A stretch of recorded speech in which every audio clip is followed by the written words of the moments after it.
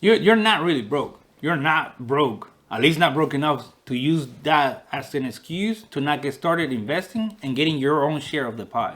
You can start investing into assets even if you don't have any money. Many people think that they have to start making more money before they can even start investing. Well, that's not necessarily the case, and I'm going to show you how you can get started investing even if you got zero money and make a low salary. You will also be able to learn how to get some free money to invest. Yes, free money. I'm going to break down 7 easy steps. You can follow these steps in any order, but let me tell you, the first and last steps are the ones that get you the free money, so make sure you watch the whole thing. The true path to becoming wealthy and stop the daily grind that seems to be taking you nowhere is to start building a portfolio of assets. Before I run down the 7 steps, you first need to understand what even is an asset and why they are the key to financial success. In a nutshell, an asset is something that, or some things that you buy and they make you money by owning them. Or they make you more money than you have to put into by owning them, right? In the other hand, stuff that you buy and cost you more money to keep than make you, those are considered liabilities. Many experts consider your home and your car, liabilities. And that you should never own one, right? Well, where am I gonna live? Where am I gonna sleep? Still need to get to work somehow, right? I need a car. Yeah, you should be smart about your money. You should be smart how you spend your money and maybe find a mortgage that is aligned with the same amount of money that you would spend on rent anyways, right? So might as well buy a property, gain some equity, and it's not a bad deal. Also, you definitely don't need a new car or a different car every year, every 2 years. Get a used car that makes sense for you, that is safe, that's not gonna leave you stranded, and I don't consider that a liability at all. When these experts compare the owning and renting of a house, they always seem to fail to remember that you still have to come up with a deposit that always disappears. You also have to eat up all the rent hikes whenever the landlords decide. You also have to pay for the movers every time you want to move. And they also seem to never want to mention or never even put it into the equation that if you buy a house, if you buy your own house, you're gaining appreciation for the property. You are also gaining access to lines of equity. You're also increasing your net worth. Most of us can't not really even dream of creating wealth or increasing a net worth as fast as a home can do it for you. So now you know where I stand on that topic. So let's move on. So here are the 7 steps that I would take if I were to get started today building my portfolio of assets. Step number 1, make sure you're participating in a 401k plan if you have access to one. If your employer offers a match, make sure you are contributing at least the same amount that they match. For example, if your employer's match is 3%, your contribution should be at least 3%. If they match up to 4%, your contribution should be at least 4%. For context, if you make $1,000 and your contribution is 3%, then you are investing $30. But then here comes the free money, right? Your employer will match the same amount. So they are automatically gonna give you the same $30 to be invested for you. That's an 100% gain on day one. That is literally 10 times more than the average S&P 500, for example. If your employer offers a Roth option of your 401k, make sure you evaluate those options and make the best decision that aligns with your goals, okay? In my case, my plan is usually to have half and half. So half of my investments into a 401k will go into a traditional, and the other half, if the option is available, into a Roth.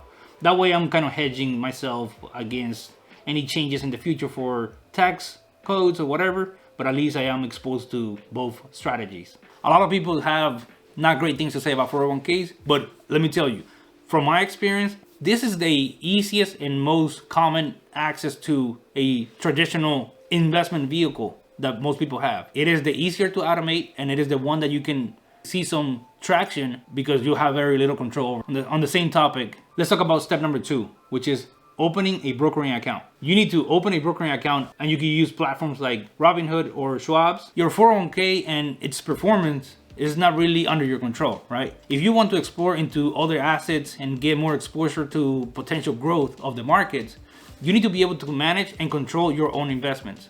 That's why you need to open your own brokering account. Once you open a brokering account, you need to start contributing consistently, automatically, and make sure that you invest in a well-diversified portfolio. Never invest into any individual stocks more than 5% of your overall portfolio.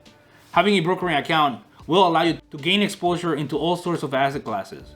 Assets like gold, crypto, real estate, the broad market, international markets, individual companies. In my case, I will work on a very diversified portfolio, something like 20% of my investments into SCHD or something like it, 20% into SCHP, 20% into SPY or S&P 500, 20% into JEPI or JEPI, and finally the other 20% I will probably allocate into a combination of individual stocks that I like, and maybe include some gold or even crypto here. These investments and this strategy aligns with my goals, and these are the ones that I will buy, specifically at the beginning. For step number 3, we have diversify into physical and digital assets. In order to kick your portfolio growth into overdrive, you need to start creating or acquiring physical or even digital assets. First, determine what skills or passions you have and find ways to create assets around that.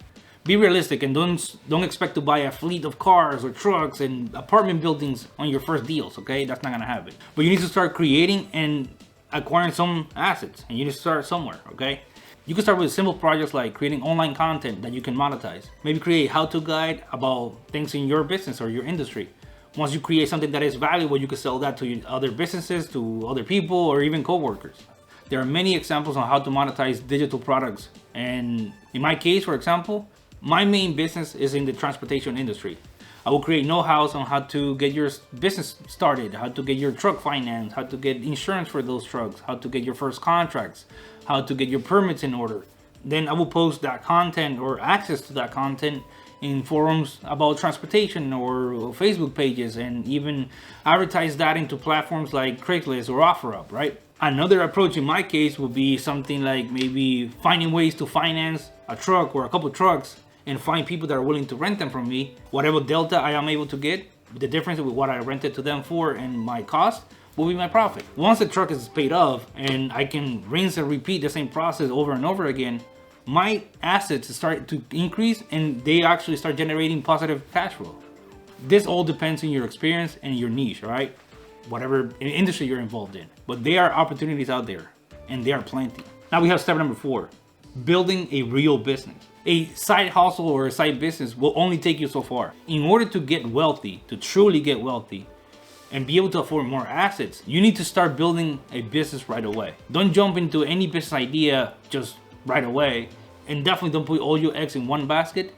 But as soon as you can, you need to start working on starting your own business. A new business is like your first baby. You will never be actually ready to start, okay? You just need to start and work your behind off to make it work. That's how it is. You will learn more from starting a business than spending 8 years in business school. But just like a baby, your second one is so much easier. I'm not saying that you need to plan to fail, but the point is that you will be so much more prepared to start a second business or the second phase of your first business once you have started and tried it.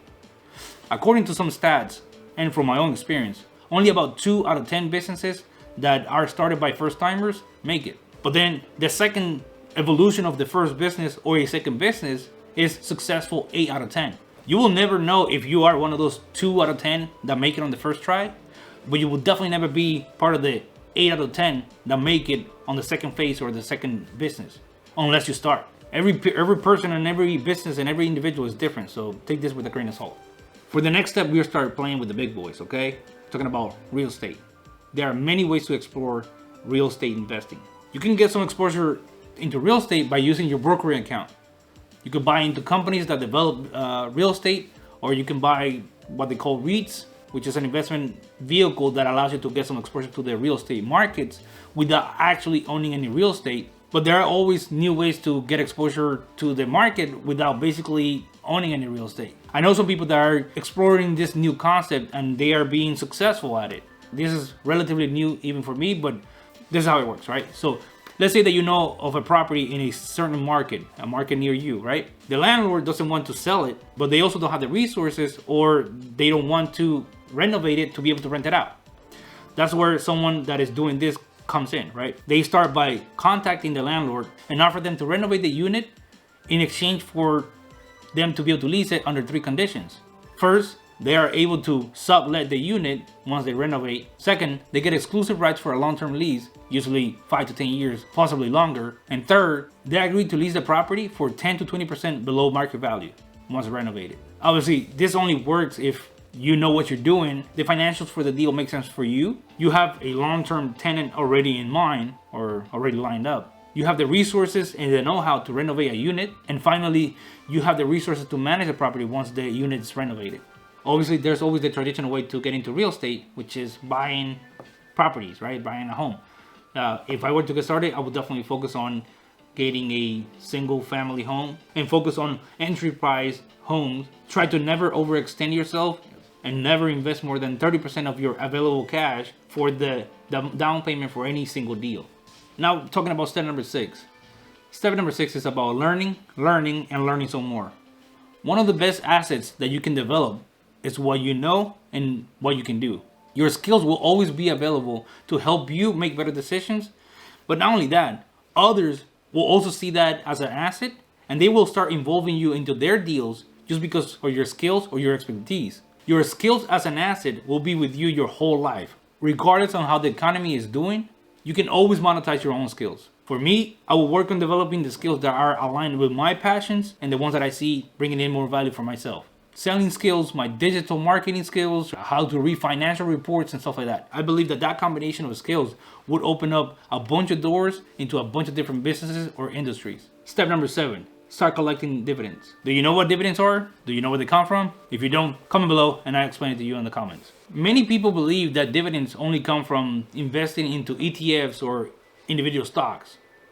And they're not completely wrong, okay? But you can also invest into other local or private businesses and also collect dividends.